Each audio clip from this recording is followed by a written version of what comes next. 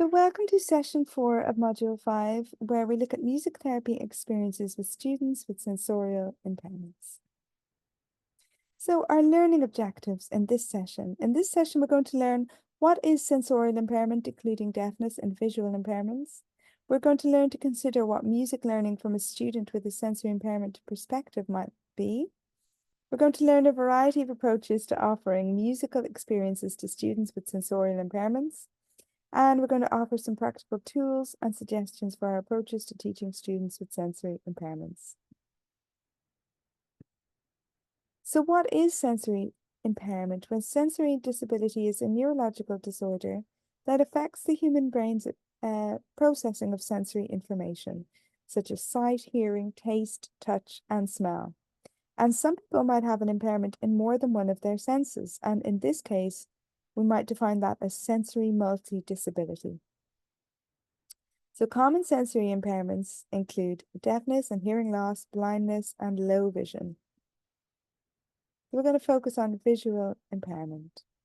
So what is visual impairment? Well, International Classification of Disease 10 classified 4 levels of visual ability: normal vision, medium to low vision, deep low vision, and blindness. And we see here that a person is considered blind when the corrected visual acuity in the better eye is less than 1 out of 20, while he, she, or they are considered visually impaired when it is between 3 out of 10 and 1 out of 20. So there's some of the parameters for visual impairment. So what are our communication methods within our education platform for working with our visually impaired students? Well, Braille code is a method of reading and writing for the blind and visually impaired. It takes place through the use of a Braille tablet and unique symbols which are widespread worldwide. And the alphabetic code consists of 6 dots arranged within an ideal rectangle in a space that corresponds to that of the fingertip of the index finger. Combining the dots can be done in as many as 64 different ways and enables people with visual impairments to communicate. To date, texts of all kinds are available in Braille, from literature, science, humanities, and school texts. So the Braille code for music is based on the linear and sequential representation of the score, a score that generally consists of a series of notes distributed on a graphic structure called a staff. And the Braille cells used for music are the familiar 64 combinations for literary Braille. What changes is the meaning of the cells, which take on their own meaning according to the rules dedicated to music, or musical encoding. Educational teaching pathways for visual impairment. So what can we do to support our visually impaired students? So we can structure the educational setting according to the following criteria, which is limiting obstacles, having tactile references, arranging furniture in the same way at all times, and lighting the rooms well. So our teaching aids might be to recover the tabletop with rubbery material to avoid moving the material on the table, applying Braille labels to and on books and notebooks to distinguish them, the use of a voice recorder, using drawings and tactile books, using a Braille printer, and using a rubber top for drawing, and sharing the learning of Braille code with the teacher. So our strategies might include structuring a cooperative learning or collaborative learning environment to foster social interaction, using physical contact to signal presence, to provide verbal feedback to establish effective communication, and lending help if asked, and not accepting disability as a justification for some behavior which may be socially unacceptable. Traditionally, blind musicians have always been initiated into the study of music and/or a musical instrument, and some musicians have demonstrated an incredible heightened ability to use their auditory channel. And we've got examples, wonderful examples of the singers Andrea Bocelli or Stevie Wonder or Ray Charles, and we're going to watch a wonderful clip of Ray Charles. And nowadays, there are several softwares that enable blind people to learn music on a specific instrument. So here's an example of Braille Music Editor, and it's at braillemusiceditor.com. So Braille Music Editor enables the blind to perform all the typical operations of a word processing program with these 2 special features. So BME handles music scores, simple and complex, including opera and choral pieces, with data entry using Braille music code. A Braille Music Editor is a musical software enabling digitalization of sheet music and conversion to Braille. It has a MIDI that allows the student to listen to the sheet music as an audio file, excluding, for example, one part of the music to encourage learning another part, for example, at the piano right hand versus the left hand. It's a notational software for music based on the following parameters. So, 1, the input of the score data by means of the Braille music code. 2, the possibility of printing the score by means of a Braille printer connected to the system. 3, the possibility of exporting the data to a text file for subsequent printing by a Braille printer possibly connected to another system. 4, export of the data in music XML format for acquisition by means of ordinary notational software for music and subsequent printing by ordinary printer. And 5, it can export the data in MIDI format for listening with any player of the protocol. So all classic and special operations of an editor can be carried out by a blind person independently. So Adam Ockleford for the Royal National Institute for Blind the Royal National Institute of Blind RNIB.org.uk underpins the importance of music studies in the development of communication skills for children and young people with visual impairment and learning disabilities. He examined the quality of the presence of music education and music therapy in the UK within school and non-school settings for the development of children with various types of disabilities, including visual impairment, suggesting the possibility that the work of music therapists in this area takes on educational aspects, just as the work of music teachers takes on therapeutic aspects because of the overlap of activities offered within both music education and music therapy. And that's from Ockleford in 2000. Ockleford notes how any therapeutic and non-therapeutic music experience is really important to the development of individuals with various types of disabilities. So he hopes that music education and music therapy can be used in the same team with the needs of the individual involved at the center. And that's a beautiful way to perceive the collaboration between music education and music therapy. So in the Journal of Visual Impairment and Blindness, October 2011, it was reported the use of a program that uses rhythms and music to develop the orientation and mobility of children between the ages of 2 and 7 who are totally or partially blind. Such a program is based on the use of songs appropriately focused on one or at most two concepts or skills to be developed in the child. For example, names of body parts, laterality, movement of specific body parts, the path from one room to another in one's home. And such songs are structured on the natural rhythm of words, with the repetition of verbal patterns to which familiar melodies are applied by the children. So Bartolome and Martino in 2002 conducted a music therapy intervention in a private school for children with multiple disabilities who were visually impaired or blind. And they used two types of songwriting. A first type with non-verbal groups with significant intellectual impairments, that's based on themes proposed by staff members, strongly connected with the participants' everyday life and elaborated by the music therapist in both lyrics and music. And a second type with verbal groups with less intellectual impairment, in which music and or song lyrics are elaborated by the participants, appropriately coordinated by the music therapist, who thus facilitates social and creative development in the participants. This was a wonderful study that we recommend you exploring.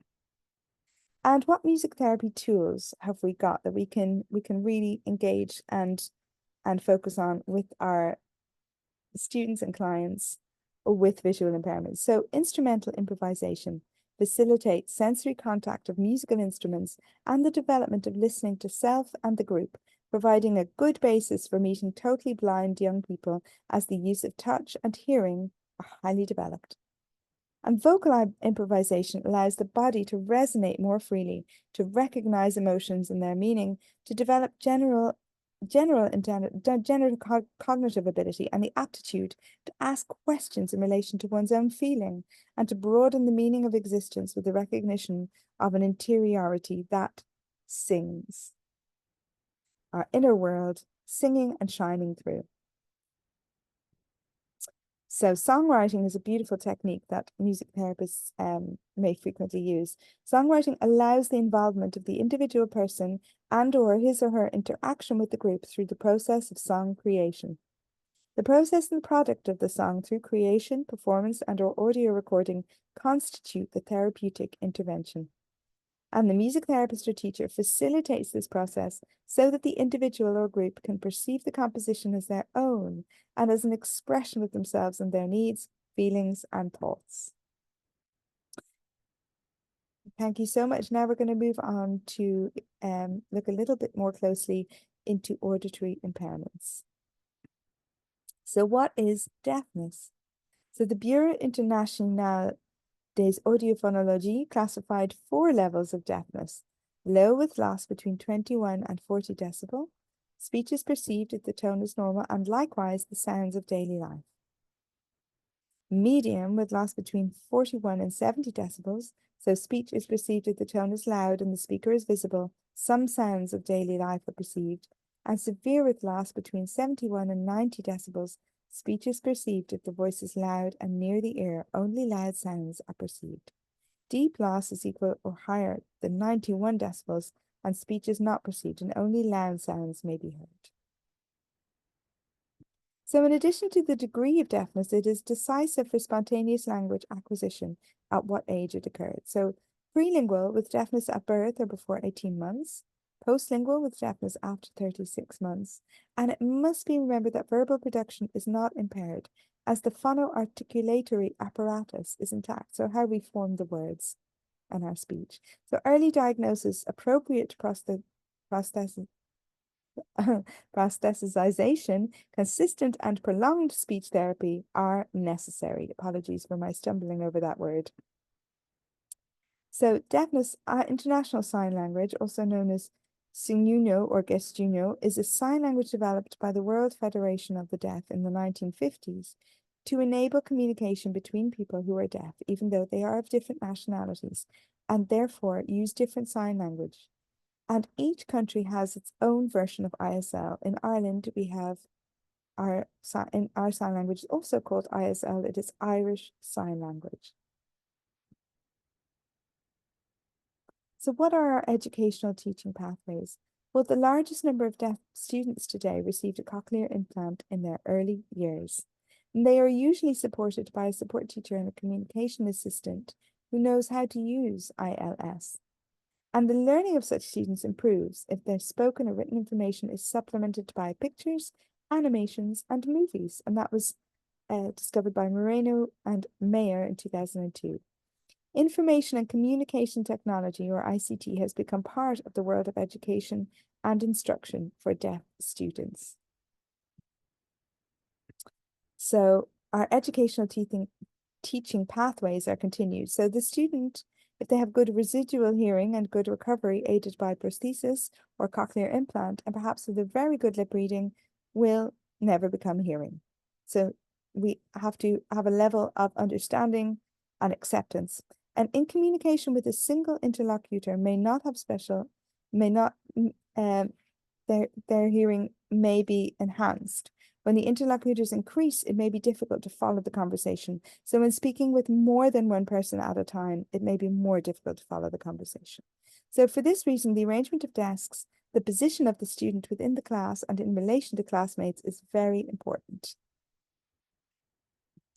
And let's think about vibrations and how they are of importance to our deaf students and to our deaf colleagues and co-workers. So deaf people sense vibrations, and if we provide the students with a balloon inflated with air that is to be held in the hands, the sound that comes out of the speakers produces vibrations that, depending on the intensity, propagate on the balloon. Through the hands, they feel the rhythm and they can feel the force. If there is a performer marking the lyrics by accentuating the meaning of the same with body movements, the music as a whole takes shape for the deaf person. The deaf student reading with sight, in addition to the translator scoring by ILS, detects the play of light, the way the musicians move, their pathos, anger, sadness, and thus the piece is materialized. and each student can process the music as he or she absorbed it based on these stimuli. Evelyn Glennie was profoundly deaf since she was 12 years old, and she is now one of the most renowned percussionists internationally. She's played with Bjork, Elton John, and Sting, to name a few, has many albums to her credit, mostly collaborations, and a sea of performances around the world. She plays barefoot to feel the vibrations, and her body absorbs them and she feels them, and that's how she experiences and joins the music. So we're going to watch a wonderful clip of the fabulous Evelyn Glennie now. And we're also going to hear Evelyn Glennie speak. She speaks very powerfully on her experience as an internationally renowned deaf musician. So I'm just going to mention this organization. It's a charity organization founded by blind pianist Johnny Lane called Music and Deaf, created specifically to initiate deaf children into the enjoyment of music played and heard. Music and Deaf services are wide-ranging, including practical music workshops, talks, training, and projects designed to open up music opportunities for deaf people in various settings. Now I'm going to mention some of the assistive technology that's available to us. So for our students with visual impairments, we have Natural Reader, which is a text-to-speech aid. We have Census Access, which converts files to MP3, and Braille and translation, so it can convert the files. Anthology Ally, which can download files in alternative formats for accessibility. Office Dictate or Google Drive Typing. Nuance Dragon, which is speech to text. CamFind, which is a magnifier for text on digital content. And Google Lens. And for auditory impairment, we have Census Access, which converts files. Anthology Ally, which downloads files in alternative formats. Office Dictate, Google Drive Typing. Nuance Dragon, and Caption Ed, Otter.ai and Ava.me, captioning or translating audio to text.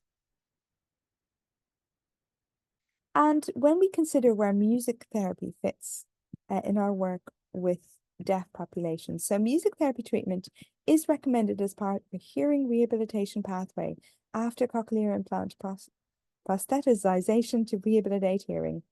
Music therapy, because of the vibrations it causes, is actually a brilliant tool for hearing impaired people as well. Sound, in fact, is vibration and causes a resonance. In detail, the person will acquire sound or the absence of sound based on the vibrations he or she or they pick up, recognize sound sources, and the meaning of sound and noise. They can modulate the voice on singing, finding the right pitch, as well as rhythm and sonority. And in sound therapy, a progression of goals is followed from sound detection to discrimination of sound parameters, such as pitch, duration, timbre, and intensity. And it continues with sound source identification and timbre recognition. In short, a real sound and acoustic training, both in rehabilitation after prostheticization and to improve listening and speech conditions in a hearing impaired person. Thank you so much, everyone. Really thank you for sharing this session with us, and we look forward to sharing session 5 on our next session together.